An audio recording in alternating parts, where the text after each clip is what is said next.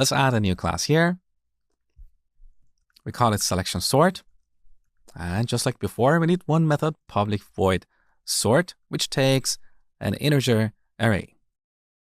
Now here we need multiple passes. So we need a for loop. For I, we set it to 0. As long as it's less than array.length, we increment it after each iteration. Now in each iteration, we should find the next minimum value. So here we can declare a variable called min index. Initially, we set it to 0. We assume that the first item is the smallest one. Then we iterate over this array. If we find a smaller item, we'll update min index. So we need another for loop. For j, we set it to 0. As long as j is less than array.length, we're going to increment it after each iteration. Now, if the item at index j is smaller than the item at index min index, then we need to reset min index to j. Now, after this for loop, we have the index of the next smallest item, so we need to do a swap. Now, to save time, I'm going to go back to our bubble sort class and copy the code for the swap method. So let's copy this and paste it over here. So after the for loop, we have the min index, and here we call swap.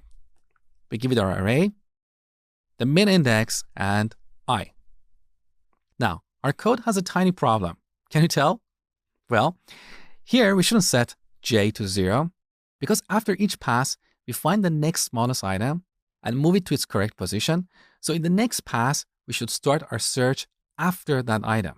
In other words, after the first pass, the minimum item in this array will be stored at index 0. So in the second pass, we should start from index 1. Okay, so here we should set j to I. And by the same token, we should set min index to I. So we should not assume that the item at index 0 is the smallest item. Otherwise, in every iteration, in every pass, that item will be considered the minimum, and we will not be able to move other items in their correct position. So in every iteration, we should find the next minimum value in the unsorted part of this array.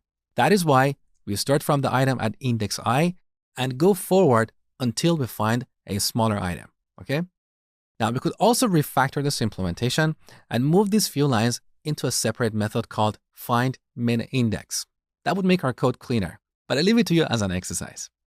Now let's test our implementation. So back in the main class, let's replace bubble sort with selection sort and add a few numbers here. All right, now let's run our program. As you can see, our array is sorted. Beautiful. What if you have two numbers? Our algorithm is still working. What if you have a single item? Beautiful. And finally, an empty array. Everything is working beautifully.